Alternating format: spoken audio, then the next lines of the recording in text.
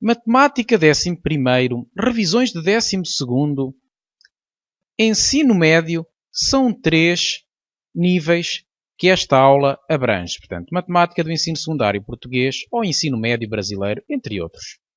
Trigonometria, aula 4, o radiano.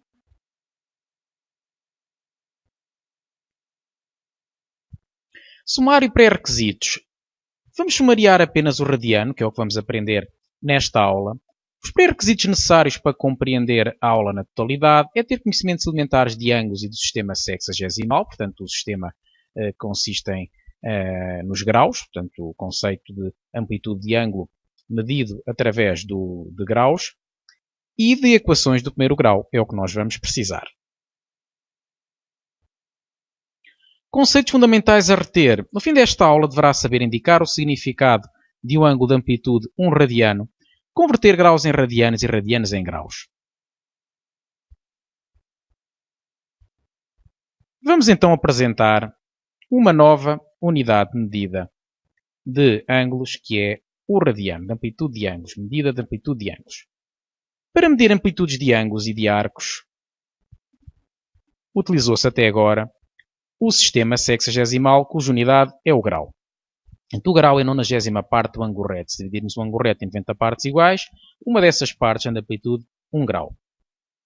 Outro sistema de medida é o sistema circular, cuja unidade é o radiano. Portanto, este sistema apresenta várias vantagens teóricas baseadas no facto de ser definido a partir de um círculo. Radiano.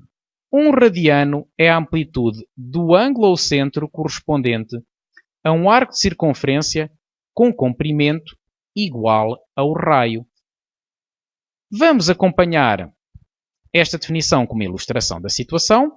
Portanto, temos um ângulo ao centro, significa que o vértice do ângulo é o centro de uma circunferência, em que a amplitude vai ter um arco de circunferência, portanto, o arco de circunferência neste caso é AB, o arco de circunferência AB, e este comprimento de arco AB é precisamente igual ao raio da circunferência, mede precisamente o mesmo. Ou seja, se distribuirmos este comprimento ao longo da curva da circunferência, vamos obter precisamente a mesma coisa. Obtemos precisamente a mesma medida, ou seja, R e R, exatamente o mesmo. Neste caso, o ângulo terá de amplitude 1 radiano. A primeira questão que pode surgir para os mais atentos é se esta definição de radiano não depende do raio do círculo que nós considerarmos. Quer isto dizer que se considerarmos um círculo com raio inferior a este que estamos a ver, será que a amplitude do ângulo não é afetada? Vamos ver uma animação que ilustra precisamente essa situação. Estamos a visualizar um círculo com raio 3 e um ângulo de amplitude 1 radiano. Portanto, temos que o arco AB mede 3 cm, tal como o raio da circunferência. E agora vamos alterar o raio da circunferência aumentando. Note-se que a amplitude do ângulo fica rigorosamente igual. Ou seja, agora temos aqui 5 e neste arco também temos 5. Portanto, mudou a medida do arco e a medida do raio, mas a amplitude do ângulo fica precisamente o mesmo. A amplitude do ângulo está relacionada, digamos que, com a abertura que há entre o lado de origem do ângulo e o lado de extremidade. Portanto, neste caso, 1 radiano de amplitude. Vamos reduzir e observar que se mantém rigorosamente igual. Tem o mesmo lado de origem, o mesmo lado de extremidade, logo tem a mesma amplitude deste ângulo que nós estamos a considerar o ângulo formado pelas semirretas OA e OB. Conclusão. A amplitude de um ângulo, 1 radiano ou a definição de radiano, não depende do raio do círculo que se estiver a considerar. Atendendo a que o perímetro de uma circunferência de raio R é 2πr, portanto uma forma conhecida do perímetro da circunferência, 2πr é o perímetro, e que um arco de comprimento R tem de amplitude 1 radiano, foi o que foi visto, de acordo com a definição de radiano, uma circunferência tem de amplitude 2π sobre R, que é igual a 2π radianos. Ou seja, quantas vezes é que o perímetro cabe ou quantas vezes é que o raio cabe no perímetro. Em 2πr, quantas vezes há r? Quantas vezes é que o r cabe em 2πr? Simplificando esta fração, observamos que cabe 2π vezes. Portanto, uma circunferência tem amplitude de 2π radianos. Um arco inteiro de circunferência. Como sabemos que em graus corresponde a 360 graus, portanto uma volta completa, vamos ter uma conclusão óbvia que 2π radianos correspondem a 360 graus. Bom, vamos ver uma animação ilustrativa da situação. Quantas vezes é que o raio cabe na circunferência? Já sabemos que um radiano tem aqui uma circunferência de raio r e tem aqui um arco que também mede r. Vamos colocar ao lado outro arco a medir r e já temos 2 vezes o r, 3 vezes o r, 4, 5, já coube 5, já coube 6. Ora, adivinhem lá quantas vezes cabe?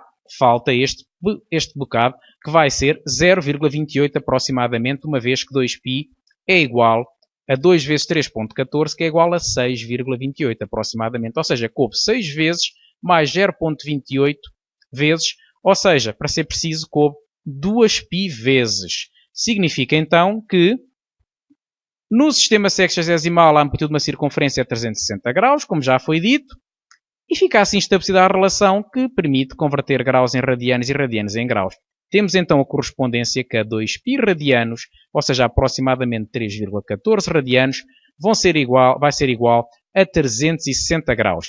Consequentemente, vamos ter que π radianos é igual a 180, não é? Se 2π é igual a 360, π é igual a 180. Temos aqui uma fórmula que nos permite converter graus em radianos e radianos em graus. Podemos ainda concluir, se π radianos correspondem a 180 graus, podemos concluir que 1 radiano é igual a aproximadamente 57 graus. Portanto, pode-se chegar a essa conclusão com uma regra de 3 simples. π está para 180, assim como 1 está para x, e esse x vai dar 57 graus. Já vamos ver exemplos de aplicação da regra de 3 simples nestas conversões. Aqui temos o primeiro exemplo, converter em radianos 30 graus e menos 145. Ora, regra 3 simples. π radianos está para 180 graus, assim como x radianos vai estar para 30. Vamos ter, portanto, que x a dividir por π é igual a 30 a dividir por 180. Nós aqui colocamos sempre o x, sempre que possível, no numerador. Podíamos também pôr que π a dividir por x é igual a 180 sobre 30, mas é ainda mais fácil assim. Agora é só passar este π a multiplicar para o segundo membro desta igualdade. E fica então que o x é 30π sobre 180. Simplificando 30 sobre 180, vai ficar π sextos, uma vez que 30, 180 avos é 3/8 avos, dividindo o numerador e o denominador 3/8 avos por 3 fica 1 sexto, portanto fica π sextos. Este é o valor exato, se quiséssemos aproximar, bastava substituir o π por aproximadamente 3,14 e chegávamos ao valor aproximado. Vamos ao menos 145. Antes disso, conclui-se então que 30 graus é igual a π sextos de radianos. Portanto, formalizar aqui a resposta. π está para 180, assim como x está para menos 145. E o processamento é o mesmo, não é? Pelo facto de ser negativo que se altera a metodologia. Passamos o π a multiplicar para o primeiro membro, para o segundo membro. E agora simplifica-se o 145 sobre 180. Chega-se a menos 29,36 avos. E, portanto, fica menos 29,36 avos de π. Menos 145 graus vai ser igual a menos 29,36 avos de π radianos. Portanto, o que nós estamos a fazer, tal como se podia escrever uma medida de centímetros, mudar de centímetros para metros ou de centímetros para polegadas, estamos aqui a mudar de graus para radianos. Façamos agora ao contrário. Dado um ângulo em radianos, vamos passá-lo para graus. Temos aqui, pela regra 3 simples, que π está para 180, assim como 2 terços de π vai estar para x. E agora, regra 3 simples, x a dividir por 180 é igual a 2 terços de π sobre π. Podemos simplificar estes 2 π's e fica apenas no segundo membro 2 terços. E fica 2 terços vezes 180. E agora, contas feitas, chegamos a 120, de onde se conclui que 2π radianos é igual a 120 graus.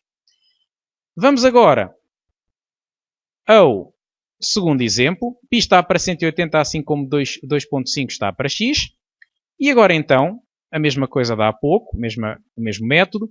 Passa-se o 180 a multiplicar para o segundo membro. Agora já não dá para cortar π's porque já não aparecem. E aqui não temos outro remédio. Ou melhor solução para isto é escrever, em vez de fazer a fração correspondente a 2.5 vezes 180, portanto fazer aqui o número, vamos fazer simplesmente colocar na máquina e chegar à conclusão que é aproximadamente 143, de onde se conclui que 2.5 radianos é aproximadamente 143 graus. Temos, portanto, uma conclusão. Ou seja, quando temos os π's, quando temos um ângulo em radianos, mas que envolva o fator π, é mais fácil de obter o valor. Aqui temos sempre, quando não temos um π, temos sempre que fazer uma aproximação se quisermos chegar a um valor aproximado. Ou seja, podemos ainda dizer que se quiséssemos converter 2/3 de π radianos em graus, bastava pôr no lugar do π o 180. Recuemos para o caso anterior e observemos que de facto foi isso que aconteceu. Tendo 2/3 π radianos, para passar a graus, basta pôr no lugar do π o 180. Portanto, isto é uma regra que se pode fixar e que nos permite fazer de uma forma mais célere esta etapa. Recomendamos agora que se pratiquem os conceitos adquiridos nesta aula, resolvendo a parte correspondente à ficha de trigonometria, aula 4, o radiano, portanto. São exercícios muito simples, alguns menos simples, mas que vão servir para consolidar seguramente os conceitos adquiridos.